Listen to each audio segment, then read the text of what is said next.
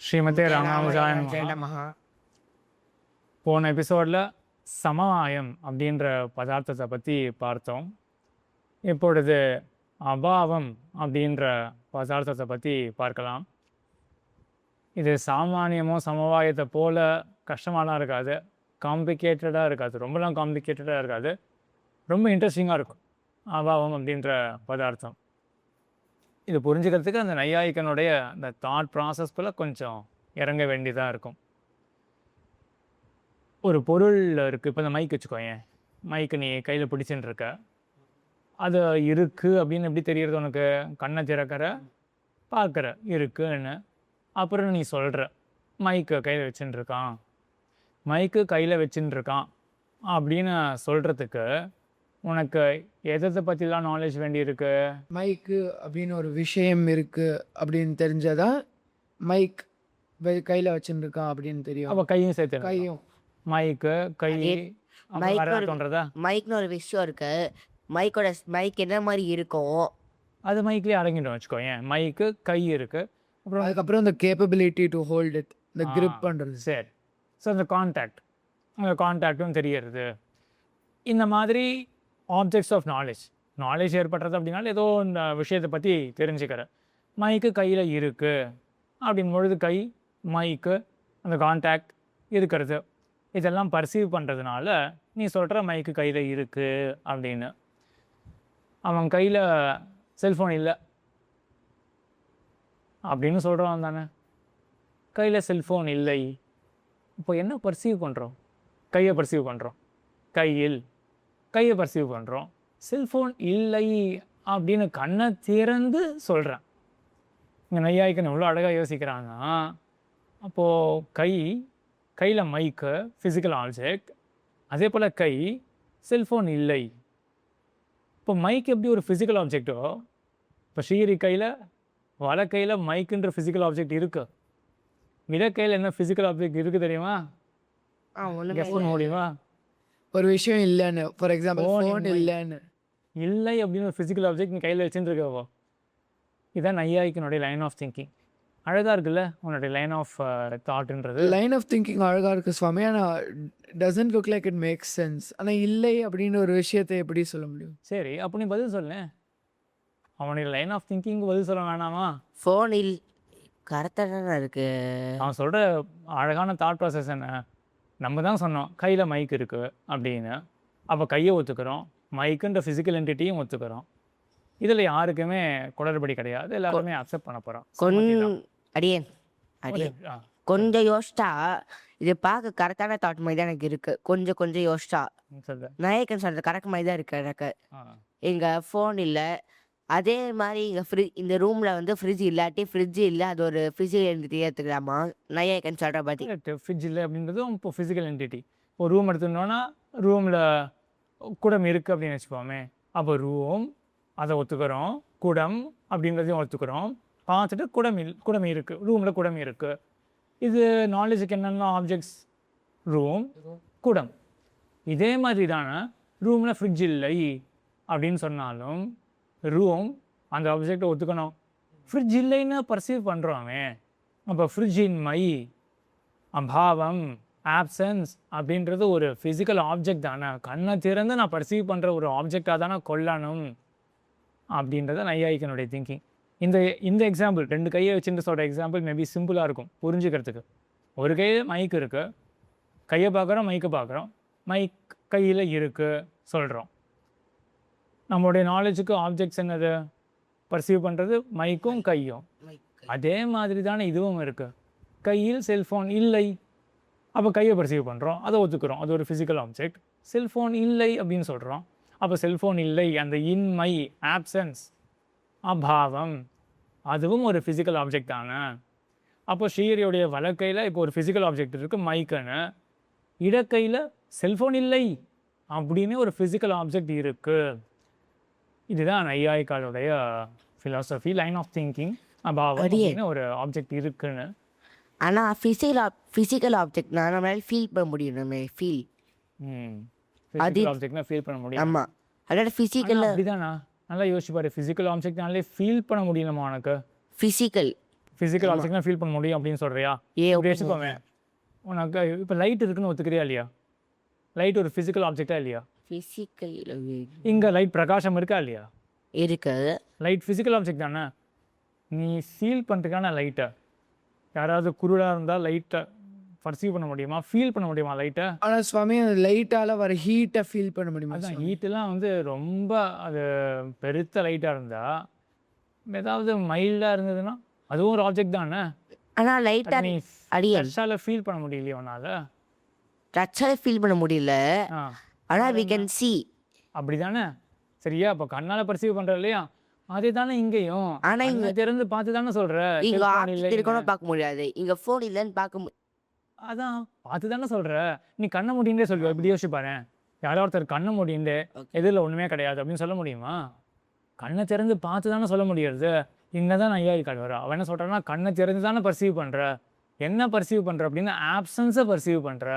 அப்போ இன்மைன்னு ஒன்று இருக்கே என்று தான் நையாயிக்கருடைய வாதம். ஸோ ராமானுஜர் சுவாமி அவர் எப்படி இதை பேட்டில் பண்ணுறாரு? சரி, அது கொஞ்சம் காம்ப்ளிகேட்டட் டாபிக். இந்த ரீசனிங் வந்து, ஏன்னா இவ சொல்கிறது நல்லா லைன் ஆஃப் ஆர்குமெண்ட் இருக்கு இல்லையா? இதில் வந்து ஸ்மிருதி, பிரதியோகி ஸ்மரணம் அப்படின்லாம் போனோம். அதே போல் பிரதியோகி சத்வ பிரசஞ்சன பிரசஞ்சித உபலம்ப பிரதியோகிக்க அபாவா அப்படின்னு யோகியதா விசிஷ்ட அனுபலப்தி இப்படின்னா போகும். அதுக்கு சில பதில் தான் சொல்லி ஆகணும். கொஞ்சம் அது உள்ளே போக வேண்டிய விஷயம். அதெல்லாம் நம்ம கொஞ்சம் கிளாஸஸ் போகட்டும், அதற்கு பிறகு நம்ம அதை பற்றி பார்க்கலாம். இப்போ இனிஷியலாக இவனுடைய அந்த லைன் ஆஃப் திங்கிங் இருக்கே, இந்த மாதிரி விஷயம் இருக்குது அப்படின்றது, அது மட்டும் நம்ம இப்போது தெரிஞ்சுக்கலாம். சரி, இப்போது இந்த ஆப்சன்ஸுன்னு ஒரு தத்துவம் இருக்குதுன்னு முடிவாயிடுச்சு. இதையே மறுபடியும் நையாயிக்கால் என்ன பண்ணுறா அப்படின்னா 4ஆக பிரிக்கிறா. பிராக் அபாவம், அபாவம் அப்படின்னாலே ஆப்சன்ஸ். இந்த ஆப்சன்ஸை பிராகபாவம், பிரத்வம்சாபாவம், அத்தியந்தாபாவம், அந்யோன்யாபாவம் அப்படின்னு 4ஆக பிரிக்கிறா. முதல்ல சொல்லு. பிரத்யுத்தாபாவம், பிராகபாவம், பிராகபாவம், பிரத்வம்சாபாவம், துவம்சம், அப்புறம் அந்யோன்யாபாவம், அந்யோன்யாபாவம். சரி, அத்தியந்தாபாவம், பிராகபாவம், பிரத்வம்சாபாவம், அந்யோன்யாபாவம், அத்தியந்தாபாவம். சீக்வன்ஸை கொஞ்சம் மாற்றி வச்சுப்பா. பிராகபாவம், பிரத்வம்சாபாவம், அத்தியந்தாபாவம் அப்படின்னு சொல்லிட்டு கடைசியில் அந்யோன்யாபாவம் அப்படின்னு சொல்லுவா. எல்லாமே ஆப்சன்ஸ் தான். இப்போ உன் கையில் செல்ஃபோன் இல்லை.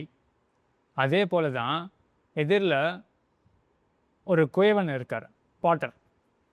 அவர் என்ன பண்ணுறாருன்னா, மண், சக்கரம், ஜலம் இது எல்லாமே இருக்குது, சுற்றின்னு இருக்கார். நமக்கு என்ன தெரியறது? அவர் குடத்தை பண்ணின்னு இருக்கார் அப்படின்னு தெரியறது. இப்போ குடம் இல்லை தானே, இப்போ குடம் இல்லை. நம்ம என்ன சொல்கிறோம்? இங்கே குடம் ஏற்பட போகிறது, 10 நிமிஷத்தில் அவர் குடத்தை ரெடி பண்ணிவிடுவார், 10 நிமிஷத்தில் குடம் ஏற்பட போகிறது சொல்கிறோம் தானே. அப்போ இங்கே என்ன பர்சீவ் பண்ணுறோம்? இந்த பாட்டர் பண்ணின்னு இருக்கார், அந்த இடத்துல அந்த குடம் வந்து இப்போ இல்லை, கொஞ்சம் டைமில் அங்கே குடம் வந்துடும் அப்படி வரும் பர்சீவ் பண்ணுறோம் இல்லையா? இப்போ நம்ம ஆப்சன்ஸை தான் பர்சீவ் பண்ணுறோம். இப்போ இல்லை, கொஞ்சம் நேரம் கழிச்சு வர போகிறது, இப்போ இல்லை அப்படின்னு பர்சீவ் பண்ணுறோம் இல்லையா? இங்கேயும் ஆப்சன்ஸ் தான் பர்சீவ் பண்ணுறோம். ஆனால் ஒரு விதமான ஆப்சன்ஸஸ், இது ஒரு விதமான ஆப்சன்ஸ். இதுக்கு தான் பிராகபாவம். இது சர்டன், இது 100% வந்துடும் கொஞ்ச நேரத்தில், இந்த மாதிரி கன்ஃபார்ம்டாக வந்துடும். அப்போதான் ஃபியூச்சர் சொல்கிறது, ஃப்யூச்சரில் இந்த வந்துடும் அந்த கூட. ஆமாம். அப்போ இப்போ இல்லை தானே அர்த்தம்? இப்போ இல்லை. அப்போது இல்லைன்றது ஒரு பர்சீவ் பண்ணுறோம் இல்லையா? ஆனால் எப்படிப்பட்ட ஒரு விசித்திரமான இல்லை இது. இப்போ இல்லை, ஆனால் கொஞ்சம் நேரத்தில் வந்துடும், அப்படிப்பட்ட ஒரு ஆப்சன்ஸ். இப்போ குடம் இல்லை, இப்போ அது ஒரு ஆப்ஜெக்ட். ஆமாம், குடம் வந்தாத்து குடம் இல்லை, அது ஒரு தனி ஆப்ஜெக்டாக இருக்கும். குடம் புது ஆப்ஜெக்டாக வருமா? கரெக்ட், நல்லா யோசிக்கிறேன். கரெக்ட், அப்படி தான் யோசிக்கணும். இப்போ குடம் இல்லை அப்படின்றது இருக்கு இல்லையா? இப்போ ஒரு தனி ஆப்ஜெக்ட், அது குடம் இல்லைன்றது தனி ஆப்ஜெக்ட். அடுத்தது குடம்னு தனியாக ஒரு ஆப்ஜெக்ட் வரப்போகிறது. 2 ஆப்ஜெக்ட்ஸ் தான், தனித்தனி 2 ஆப்ஜெக்ட்ஸ் தான். அப்போ என்ன ஆகும்? குடம் வந்த அப்புறம் இப்போ இருக்கிற இந்த பிராகபாவம் அப்படின்றது இருக்கு இல்லையா, அது போயிடும், அது நாசமாயிடும், அந்த ஆப்ஜெக்ட் அப்படியே டிஸப்பியர் ஆகிடும். இதுவும் கரெக்டு தானே? எஸ். சுவாமி நையாயிகா சொல்கிற அதே இந்த லாஜிக்கில் போனால் இந்த குடம் இல்லை அப்படின்னு ஒரு ஆப்ஜெக்ட் அப்படின்னு சொல்கிறல அது திரவியம் அப்படின்னு ஏற்றுப்போம். கிடையாது, திரவியம் கிடையாது. தனியாக அபாவம் தான் பார்த்துட்டு இருக்கோம் இல்லையா? பதார்த்தத்தில் ஒரு விதமான பதார்த்தம் தானே பார்க்குறோம், திரவியம் கிடையாது. ஸோ திரவியம் குடம் இல்லை, அபாவம். ஸோ அதுக்கு குணம் இல்லை. கரெக்ட், அதுக்கு குணம் கிடையாது. அபாவம் இருக்கக்கூடிய ஆப்ஜெக்ட்டுக்கு எந்த குணமும் கிடையாது. என்ன சொல்ல முடியாது? அதுக்கு ஏதாவது இப்போ சொன்னானே அதை ஒன்றும் சென்ஸே பண்ண முடியாது அப்படின்னு. அப்போ அதுக்கு ரூபம் அதெல்லாம் கிடையாது. அண்ணா இப்போ குடம் குடம் இப்போ நம்ம நீங்கள் சொன்ன அதே நீங்கள் சொன்ன எக்ஸாம்பிள் ஃபோன் இல்லை, அது வந்து இந்த கையிலே வந்து அது எப்படி சொல்றது, சட்டா மைக் இருக்குன்னா ஃபோன் இல்லை அப்படின்னு சொன்னேன். எப்படி ஃபோன் இல்லை, அது எப்படி ஒரு ஃபிசிக்கல் ஆப்ஜெக்டே எடுக்கலாம்? அதை நீ மனசில் வாங்கிக்கிறதுக்கு உனக்கு தயக்கமாக இருக்கும். எல்லாருக்குமே தயக்கமாக தான் இருக்கும். அது ஒரு ஃபிசிக்கல் ஆப்ஜெக்ட் அப்படின்னு மனசில் வாங்கி வைக்கிறதுக்கு தயக்கமாக தான் இருக்கும். அதுக்கு தான் எம்பெருமானார் சொல்கிற பதில். அப்போ கேட்டோன்னா இந்த ஆர்குமெண்ட் எப்படி முறியடிக்கலாம் அப்படின்னு தெரிஞ்சுட்டுலாம். இது கொஞ்சம் எல்லாருக்குமே வியர்டாக தான் இருக்கும். ஆனால் இந்த லைன் ஆஃப் திங்கிங் நல்லா தானே இருக்குது. இதுக்கு பதில் சொல்லி ஆகணும்ல. என்ன பதில் சொல்லுவார் அப்படின்றதுக்கு நம்ம சித்தாந்தம் என்ன அப்படின்றத தெரிஞ்சுக்கணும். இப்போதைக்கு இதை அப்படியே மனசை தேக்கி வச்சுக்கோ, ஒரு விதமாக அக்செப்ட் பண்ணிக்கோ. இப்படி யோசிக்கிறாவா, இது ஒரு ஃபிசிக்கல் ஆப்ஜெக்டாக பார்க்குறா. இப்போ குடமின்மைன்றது ஒரு பிராகபாவம், இன்னும் கொஞ்சம் நேரத்தில் ஏற்பட போகிறதுன்னு இருக்கும் பொழுது இப்போ நம்ம அதோடைய ஆப்சன்ஸை பர்சீவ் பண்ணுறோம். அதுக்கு பிராகபாவம் அப்படின்னு பெயர். இதே குடமானது உடைஞ்சி போகிறதுன்னு வச்சுக்கோயேன், அப்படின்னு சொல்லுவோம். குடம் உடஞ்சி போச்சு அப்படின்னு சொல்லுவோம். இப்போ குடம் இருக்கா? இல்லை, அந்த குடமோட உடஞ்ச ஃப்ராக்மெண்ட்ஸ் தான் இருக்கு இல்லையா? அப்போ குடம் இல்லை, மறுபடியும் குடம் இல்லை தானே ஆடுது. இதுவும் ஒரு விதமான ஆப்சன்ஸ் தான். ஆனால் இது எப்படிப்பட்ட ஆப்சன்ஸ்னால், முன்னாடி குடம் ஆப்ஜெக்ட் இருந்தது, இப்போ இருக்காது. ஸோ டிஃப்ரெண்ட் ஃப்ரம் பிராகவா. அதே தான். அவருடைய பர்செப்ஷன் பாரு எவ்வளோ அழகாக அந்த பர்செப்ஷனை அனலைஸ் பண்ணுறா. ஸோ இந்த பர்செப்ஷனில் டிஃப்ரென்ஸ் இருக்குன்னு யாருமே மறுக்க முடியாது. அவள் என்ன பண்ணுறான்னா, இந்த பர்செப்ஷனில் இருக்கக்கூடிய டிஃப்ரென்ஸை எங்கே கொண்டு போய் முடிக்கிறான்னா, சப்ஸ்டன்ஸில் இருக்கக்கூடிய டிஃப்ரென்ஸாக போய் முடிச்சிட்றோம். ஆப்ஜெக்டில் டிஃப்ரென்ஸ் இருக்குது அப்படின்னு. ஆனால் இந்த டிஃப்ரென்ஸை நம்ம முதல்ல அனலைஸ் பண்ணியிருப்போமா? பர்செப்ஷனில் டிஃப்ரென்ஸ் இருக்குது அப்படின்ட்டு எவ்வளோ அழகாக அனலைஸ் பண்ணி சொல்கிறா. அங்கே இதெல்லாம் ஹெல்ப் டிஃப்ரெண்ட்டாக அனலைஸ் பண்ணுறதுக்கு இதெல்லாம் நல்லா ஹெல்ப் பண்ணும். இப்போ பிரதம்சாபாவம் கிளியராக இருக்கும். அது ஒரு ஃபிசிக்கல் ஆப்ஜெக்டாகவே இருக்குது. முன்னாடி குடம்னு ஒரு ஃபிசிக்கல் ஆப்ஜெக்ட் இருந்தது, இப்போ அந்த ஃபிசிக்கல் ஆப்ஜெக்ட் போயிடுது. அந்த பிளேஸில் என்ன வந்திருக்கு? இப்போ இன்னொரு ஃபிசிக்கல் ஆப்ஜெக்ட் என்ன வந்திருக்கு? குடம் இல்லை. அப்படிப்பட்ட அது பிரதம் சாபாவம். அப்படிப்பட்ட ஒரு குடமின்மை இப்போ வந்திருக்கு. இப்போ இந்த அபாவம் வந்து மியாடர் ஆப்ஜெக்ட் இருந்தது, ஆனால் இப்போ இல்லை. அதே ஃபஸ்ட்டு வந்து கம்ப்ளீட்டாக ஆப்போசிட் இதுக்கு. இப்போ இல்லை, அப்புறம் இருக்கும் வரப்போகிறது. ஸோ அந்த ஆப்சன்ஸ் ஒரு டிஃப்ரெண்ட்டான ஆப்சன்ஸாக இருக்கே. ஆமாம். இப்போ மூணாவது வந்து அத்தியந்தாபாவம். அங்கே இல்லவே இல்லை அப்படின்ற மாதிரி அத்தியந்தாபாவம். காற்று இருக்குது, காற்றுக்கு நிறம் இருக்கா? இல்லை, காற்றுக்கு நிறம் கிடையாது. வாயுவுக்கு ரூபம் கிடையாது அப்படின்னு தான் எல்லாருமே, நையாயிக்கால் உள்பட எல்லாருமே ஒத்துக்கக்கூடியது. காற்றுக்கு நிறம் கிடையாது. அப்போ நிறம் அது மற்ற ஆப்ஜெக்ட்ஸில் இருக்குது. இந்த மாதிரி ஆப்ஜெக்ட்ஸில் நிறமானது இருக்குது, காற்றுல இல்லை.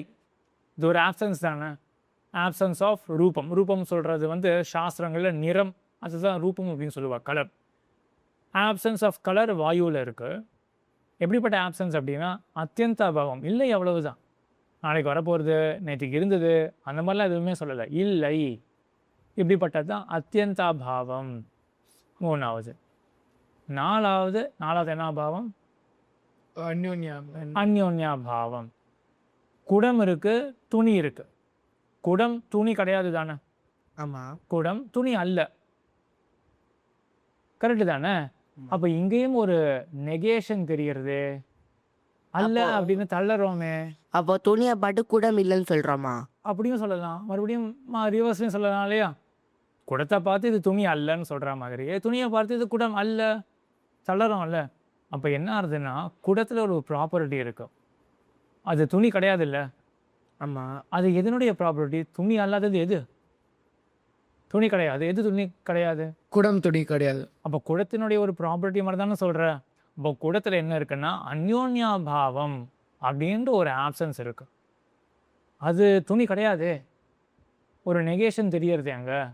அப்போது குடத்தில் இந்த மாதிரி ஒரு அபாவம் இருக்குது, அந்யோன்யாபாவம் அப்படின்னு ஒன்று இருக்குது. இப்போ நீ போன ரீதியில் போகலாம், துணியை வச்சுப்போம், துணியை பார்த்து என்ன சொல்லலாம், குடம் இல்லை அப்படின்னு சொல்லலாம் இல்லையா, குடம் அல்ல, துணி ஆனது குடம் அல்ல அப்படின்னு சொல்லலாம் இல்லையா. இப்போ எதனுடைய ஒரு ப்ராப்பர்ட்டியாக தெரியறது இதுலேருந்து, துணி குடம் அல்ல. துணியோட ப்ராப்பர்ட்டி அவன் கூட சொல்லலாம். ஏன்னா துணி வந்து குடம் இல்லை, அது ஒரு ப்ராப்பர்ட்டி. அதுக்கப்புறம் குடம் வந்து துணி இல்லை, அது மாற்றி சொல்லனாலே அப்போ குடத்துக்கும் ஒரு ப்ராப்பர்ட்டி இருக்குது, துணிக்கும் ஒரு ப்ராப்பர்ட்டி இருக்குது. என்ன ஒரு ப்ராப்பர்ட்டிங்க அப்படின்னா அந்த அபாவமே ஒரு ப்ராப்பர்ட்டியாக இருக்குது. இதுக்கு அந்யோன்யாபாவம் அப்படின்னு பெயர். சரியா? தமிழ் ஒன்று தெரிஞ்சுக்கோங்க, இல்லை அப்படின்றது இந்த அத்தியந்த அபாவத்தை சொல்லும் பொழுது, நிறமானது வாயுவில் இல்லை, இங்கு குடம் இல்லை, இந்த மாதிரி இடங்கள்ல என்ன சொல்லலாம் அப்படின்னா இல்லை அப்படின்னு சொல்லலாம். துணி குடம் இல்லைன்னு சொல்ல மாட்டான். தமிழ் என்ன சொல்லணும்னா துணி குடம் அல்ல அப்படின்னு சொல்லணும். சரி, ஆக இதுதான் அபாவத்தை பற்றின விஷயம். இது கண்டிப்பாக இன்ட்ரெஸ்டிங்காக இருந்திருக்கும். மறுபடியும் சொல்கிறேன், எல்லாத்துலேயுமே இதுதான் அனுவர்த்தனம் பண்ணக்கூடிய விஷயம், தொடர்ந்து வரக்கூடிய விஷயம். உங்களுக்கு நிச்சயமாக ஏதோ ஒரு இடத்துல இந்த அனாலிசிஸ் ஹெல்ப் பண்ணும். டிஃப்ரெண்ட்டாக யோசிக்கிறதுல இதெல்லாம் கண்டிப்பாக ஹெல்ப் பண்ணும். சரி, அடுத்ததில் விசேஷம் ஒரு பதார்த்தம் இருக்கு இல்லையா, அந்த விசேஷ பதார்த்தத்தை பற்றி அடுத்த எபிசோடில் பார்க்கலாம். ஸ்ரீமதே ஸ்ரீமதே ராமானுஜாய நமஹ.